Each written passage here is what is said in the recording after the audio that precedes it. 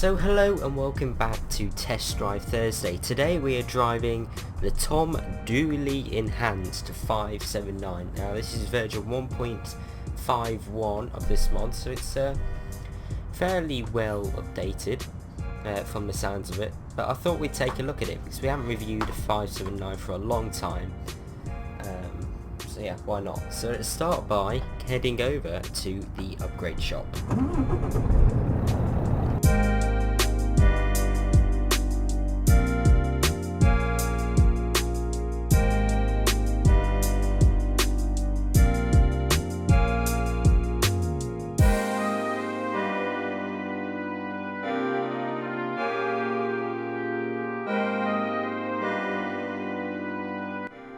Okay then, so here we are in the truck configurator. So you have the duty cabin, the stand-up sleeper, then you have the high-rise sleeper. However, with this mod you also have these two here, which are sort of varying in length, and yeah, slightly different tints on the windows, and also slightly different lights. Look, don't know if you can see that. Interesting, so this one has different lights. Onto the chassis, starting from a short, that does not look right. That looks very weird. I think, yeah, there we go. Not sure what's happening there. You can raise that, you can pretty much do everything that you want with the chassis. I mean, you've got some longer ones in here, lower, super long, lower. There's an 8x4 in here. I mean, look how long that is. That is huge. 6x2. Everything that you'd really want. Engines, standard engines. Transmission, standard 6 speeds, 13 speeds, 10 speeds. Allison or Eaton Fuller.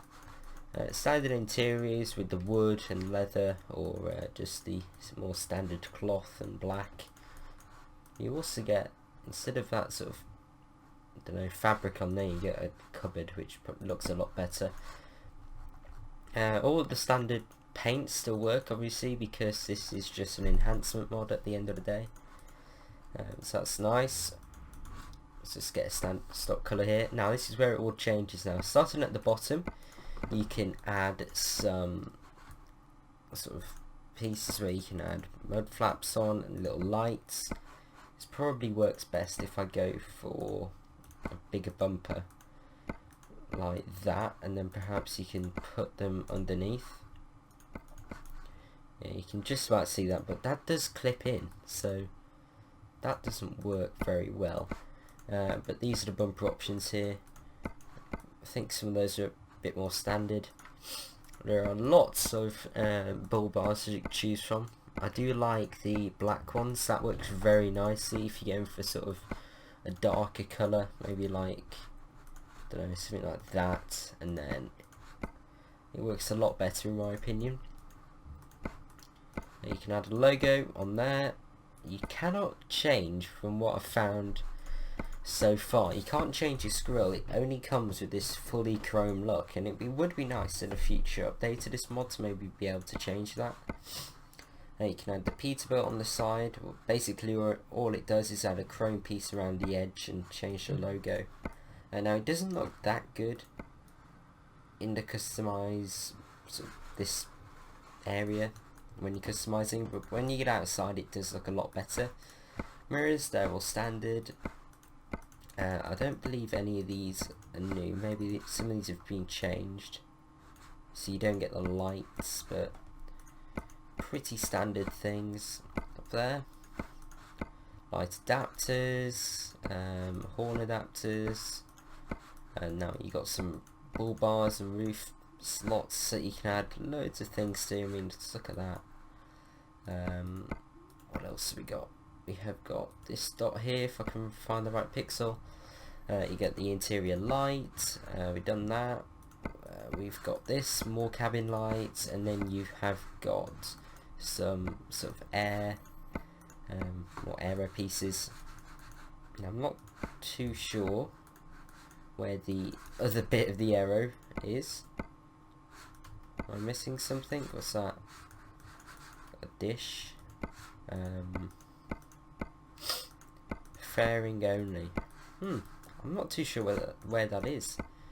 Or if even you can add some aero pieces on the edge that fit better. But those are your exhausts. There's quite a lot of them. You can have them completely removed if you want, if that's what you're going for. But yeah, it's a bit... hang on. There we go. Aero panels. There they are. And then you should be able to go with that and it'll look good. So look at that. Nice. I do like that little aero piece there. It looks very cool.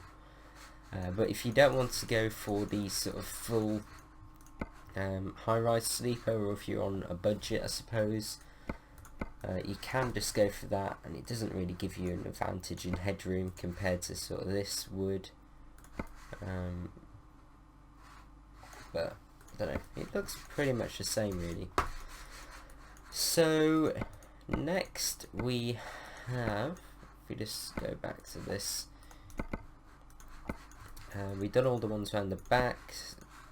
You can add some blinkers or indicators, as we would say. That massive fence looking thing where you can add a million of... in fact you can't add dots, that's weird. Got the fenders. Not too sure why that fender's still there. That's a bit weird. Like, why would you add it? Yeah, that's unusual. Like, why is that still there? Looks like you can't change that. You got the mud flaps at the back. It does come with some different ones. That's quite interesting. Let's go through them quickly. But yeah, that's pretty much all of the options. Oh, you got these on here as well. But yeah, there's lots and lots of options to choose from. Also the side skirts. There's some different ones here. Let's quickly go through them. On the interior, once you can't really change much. It doesn't really support the cabin accessory things. What does that change?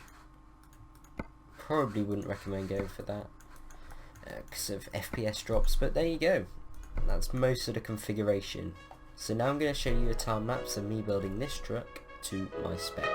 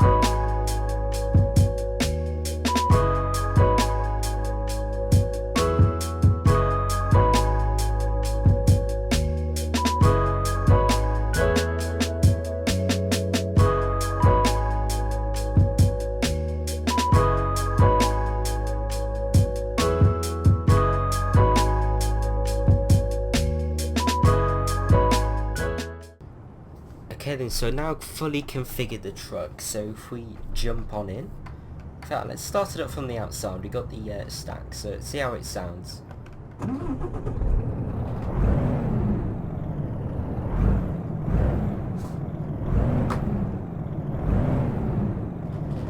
Now that does sound rather good. Now I'm not too sure if I am running a mod which changes the audio. I'll check that once I've finished, but turning circle even with this sort of longer... No, I think this is one of the shorter chassis, but even still, it isn't bad, but still nowhere near that of a European truck, let's say. Right, let's get on the road. Now, one of the things that I do like about the 579 is the digital display. Let's pull out of here. As you can see, it's very, very large. I like the font, I like the colour, it's really easy to read. And as you can see, one of the options is to have a readout, digital readout of your speed, which is really rather useful, and even on lower spec PCs, or if you run with a lower graphics setting, it's incredibly useful, because if you don't want to have the UI on screen sort of sat nav, but you still want to see the speed on a lower spec PC, you usually cannot see, or you usually can't see the sort of analog one. So having a digital one is really rather useful. Where is it? It's quite a small trailer. Let's get over here.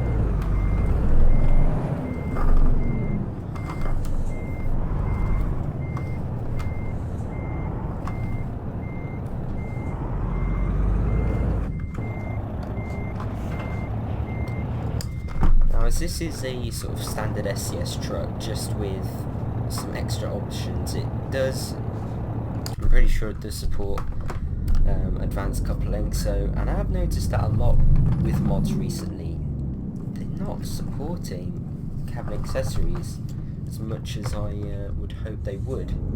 It seems to be taking them quite a long time to sort out the support for it.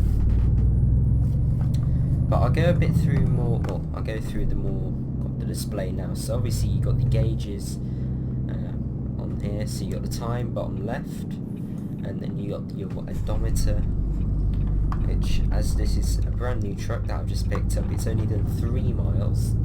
And then you got the temperature, gear, and then there's also like a little cruise control, I believe, but that's static, it doesn't really change. You've got your economy, miles per gallon, and you also got your average. You have got fuel, so your distance, and then your gallon, how many gallons you've got, oil and water temp, and then back to speed, which is my favourite. It does also have a analog sort of fuel readout. You got all the temperatures there. The rev counter I really do like, that's quite nice. But most of the interior is pretty standard stuff. It's all high quality. It's from SCS. It would be nice to see maybe that sort of infotainment control maybe touched up a bit. It does look a bit low res from here. All the parking brakes come out and everything, as you saw then. But yeah, overall it's a really nice put together interior. Now in real life this truck does have an aluminium cabin, so obviously pretty light, well much lighter than steel, so obviously you get better sort of handling. Not that that really matters in a truck, but it is there. Obviously better turning and then everything, better on fuel economy, which is a very important thing in a truck, because what they do, this is currently doing 4.1 miles to the gallon average, which is not great. But as you can see, now you can't quite read the analog speedo, especially when you're sitting quite far back, but that digital one is super helpful. It's one of my favourite features about this truck. Probably makes me want to get one in our Let's Play series that I need to get back into. But back to the truck. It also has that 7-inch infotainment display. Now I do believe that's sat-nav, that's standard, sorry, and it does come with a Garmin sat-nav, which obviously is not bad at all. Now this truck also comes with the option of a Packard MX-11 engine.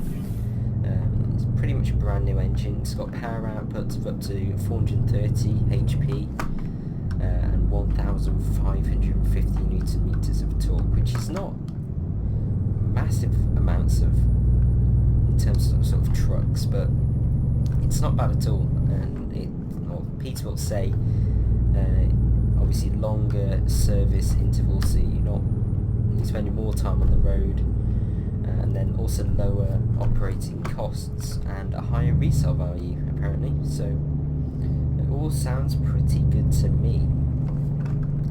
But one thing that I'm picking up on is I really do like the sound of this truck. It's not super loud, you don't have a whining like some of the other truck sounds do, but it's very, I don't know, very bassy, and just sounds great. Let's go around this guy. I mean, this is the 550 engine, and this trailer is 10 tons. Now, it does feel like it is struggling a bit. It doesn't feel like it has much more to give. Like, I'm flat out now. It's just, I don't know. It's 550. I would probably expect a little bit more from it. It doesn't feel like it's much to give, if you see what I mean. Let's turn the lights on. I'll show you this from the outside. Look at this. Glowing from underneath blue. Now that does look really cool. Right then, let's turn off here. Into fourth, third. Whoa. You really have to press on quite hard for the brakes. I'm quite used to doing that. It's usually, I only have to tap them, but for some reason, this feels like you really have to step in it. And as I said, we've only got a 10-ton trailer, so I'm sort of, I don't know, a bit confused why that is. It didn't feel like it, as I say, got much power. So with heavier trailers, say like 20 tons or even something like 30 tons if you carry oversized loads, this truck probably isn't for you.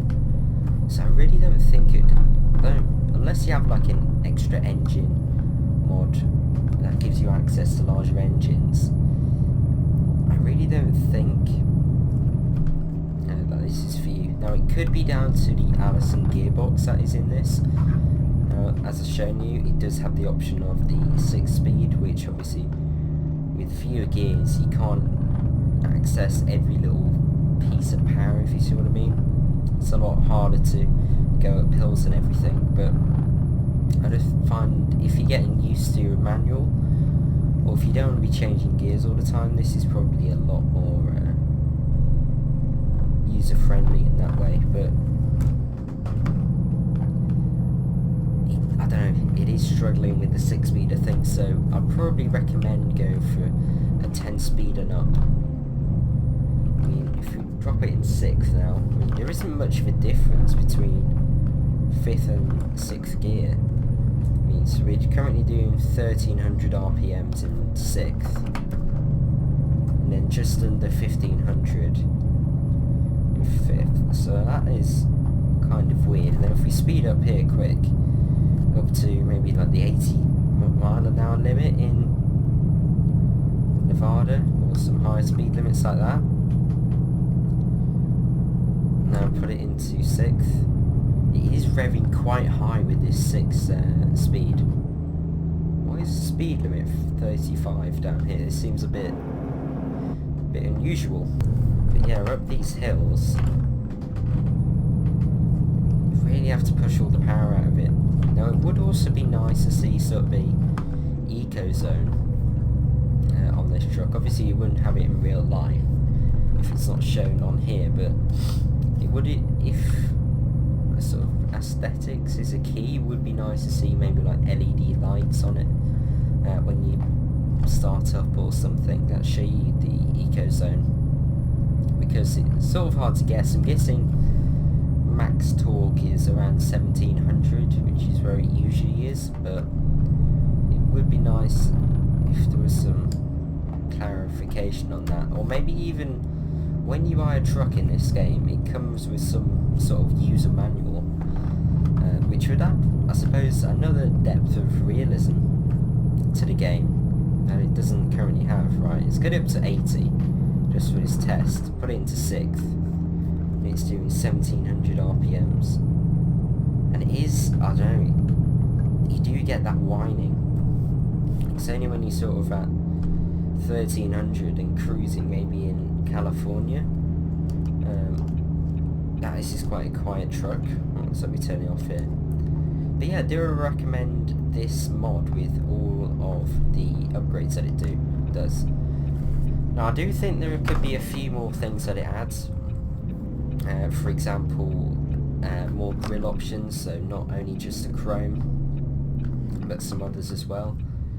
That would be nice. But overall, yes, I think it does add a lot more options that really do bring this truck to where, or to a level that SCS should have done originally.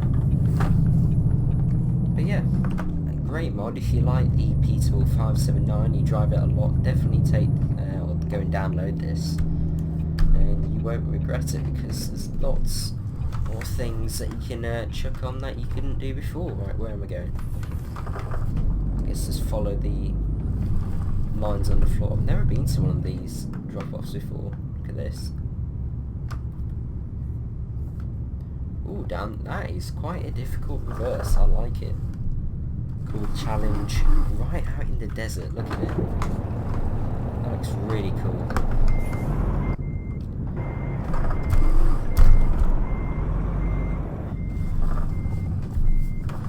See how these mirrors are. Mirrors are really large, actually.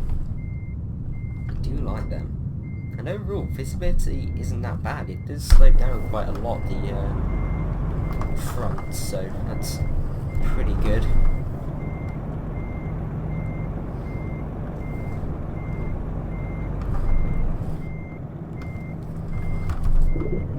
Oops.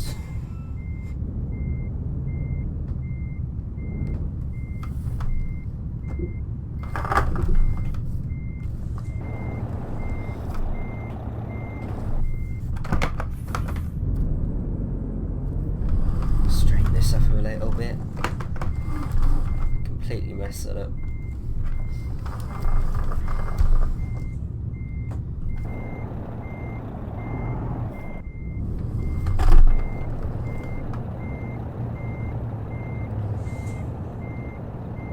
Still not accepting that. There we go. I didn't go much further back, but there we go. Hearts up. Very nice truck, that. Do like it a lot. Excellent.